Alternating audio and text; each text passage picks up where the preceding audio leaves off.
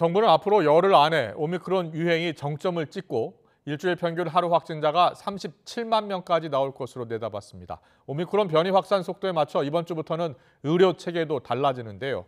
의사가 진행한 신속항원 검사 양성도 인정되고 확진자는 일반 병상에서 치료받을 수 있게 됩니다. 개훈이 기자의 보도입니다. 지난달 김부겸 국무총리는 오미크론 정점 규모를 25만 명 정도로 내다봤지만 거센 확산세에 결국 전망치를 수정했습니다. 앞으로 열흘 정도 안에 이 오미크론 정점을 맞게 될 것이다. 그리고 그 규모는 주간 평균해서 한 37만 명, 최대 37만 명 수준이 될 것이다. 이렇게 전망하고 있습니다. 보름 만에 하루 확진자 수를 25만 명에서 37만 명으로 올린 겁니다. 하지만 이미 신규 환자 수는 정부가 이번 주로 예상한 하루 최다 발생 예측치 37만 명을 넘어섰습니다. 확진자와 더불어 위중증 환자 수가 빠르게 늘면서 병상 부족 우려가 나오자 정부는 치료 체계를 바꾸기로 했습니다.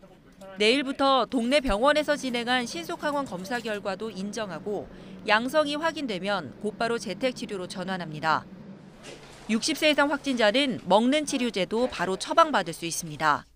PCR 검사가 다시 한번 필요하다라는 이런 의사 판단이 있는 경우는 여전히 다시 한번 PCR 재검을 할 수 있는 길을 열어두었고 선별 검사소에서 무료로 검사를 받으실 수 있습니다.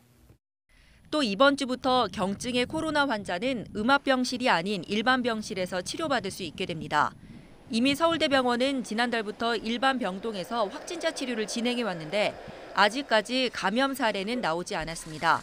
질병관리청도 지난 8일 코로나19 환자가 입원했을 때 일반 병실 이용이 가능하도록 감염 예방관리 지침을 개정했습니다. 오미크론 증상이 없거나 경미한데도 호흡기의 질환, 기저질환이 필요한 환자들이 입원 환자들이 다수가 지금 생기고 있습니다. 이런 상황에서 코로나 음압병실에서만 환자를 치료하는 시스템은 지속 가능하지가 않습니다. 정부는 더 많은 코로나 환자가 일반 의료 체계에서 치료받을 수 있도록 의료계에 협조를 요청했습니다. YTN 개훈입니다.